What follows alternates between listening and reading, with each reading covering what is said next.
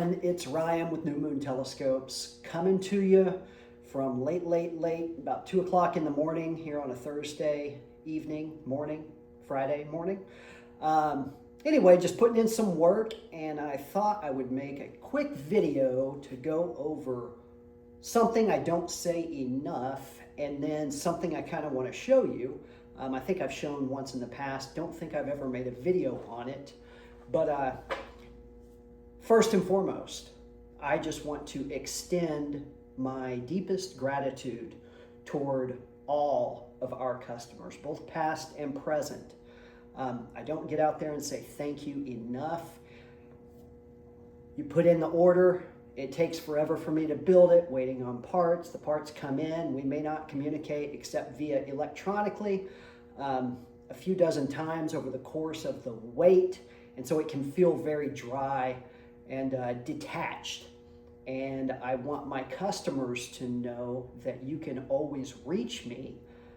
We've had lots of issues with emails being hacked, spam filters, just nightmare scenarios with Gmail, with newmoontelescopes.com. The one email that we've never had an issue with, knock on wood, is info@newmoontelescopes.com, and that's the email account that you would be directed to if you were to contact us directly from our website. So that one, no issues. Heather gets all of those. They're kept in a folder long term, and we can always look at them.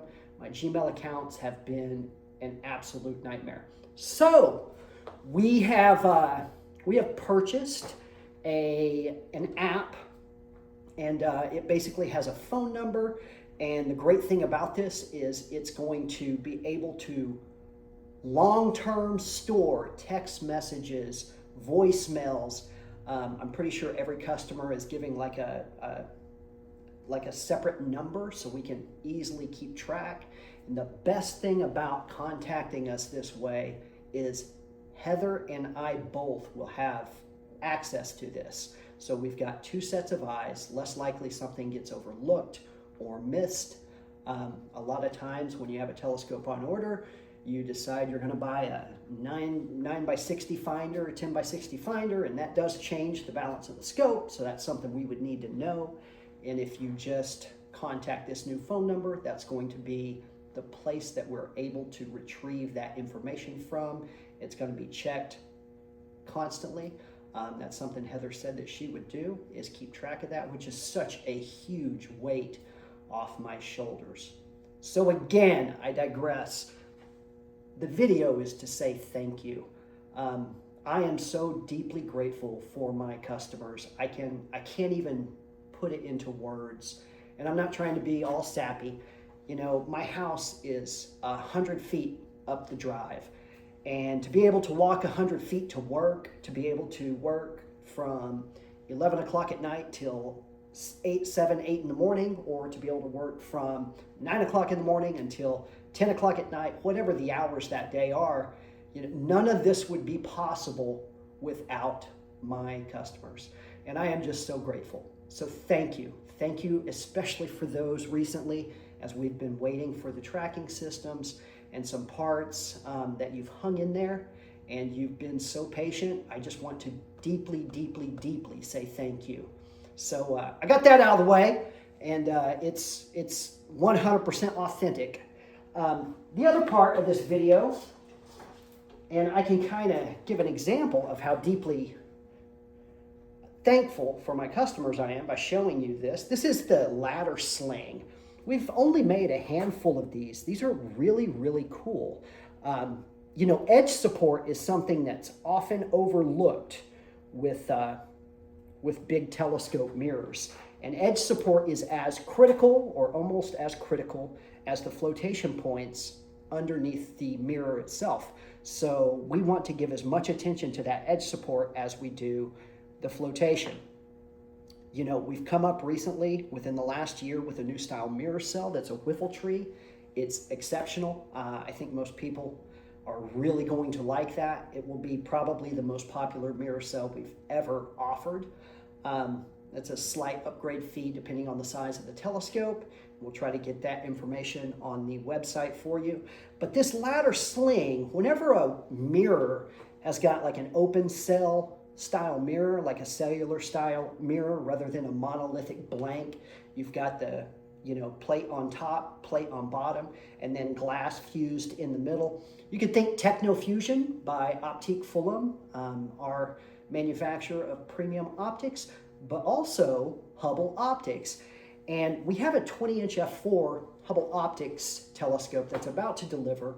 And so we had to make a ladder sling for that mirror. And the way it works is our slings, the connection points connect inside the mirror box to the back of the inside of the mirror box. They're on linear bearings so that as you collimate that mirror and the mirror moves up and down and side to side to tilt to adjust for collimation and alignment. If your sling was on fixed points, what's going to happen is you'll get potato chipping, which is kind of a form of astigmatism at some angles.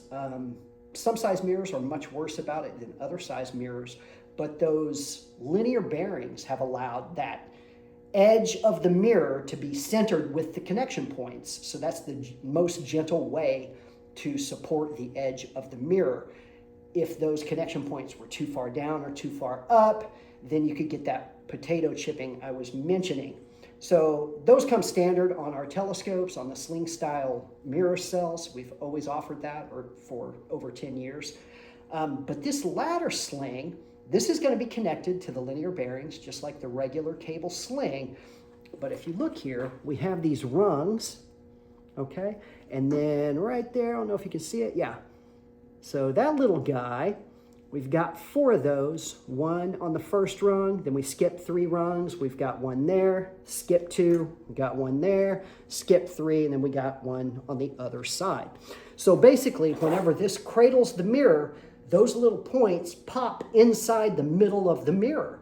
So as you adjust collimation and the telescope mirror moves up and down, it forces the entire ladder sling to move up and down with the linear bearings, the connection points. And so super strong, it's stainless steel cable. Then of course we use aluminum crimps to make sure there's not going to be any rusting or anything if it's exposed to water. And this is just really cool. And for bigger telescopes, like we're doing a 30-inch right now that we were waiting on the tracking system for, I'm actually going to make a ladder sling for it and it's just a regular monolithic mirror. But you've got 1, 2, 3, 4, 5, 6. You've got 13 of these ladder points that are contacting the edge of the mirror, top and bottom, for the cellular style, and the monolithic, they would, be all resting against it. And we've had excellent luck, no astigmatism, and it's just such a gentle and rigid way to hold a mirror in place. And I'm thinking especially, those rare times when you might be observing from Florida, you're wanting to see Omega Centauri or something like that, and you've got that telescope, almost horizontal, it's pointed at the horizon. There is a tremendous amount of strain on the edge support, whatever edge support it might be when you're doing that. And I just love this ladder sling.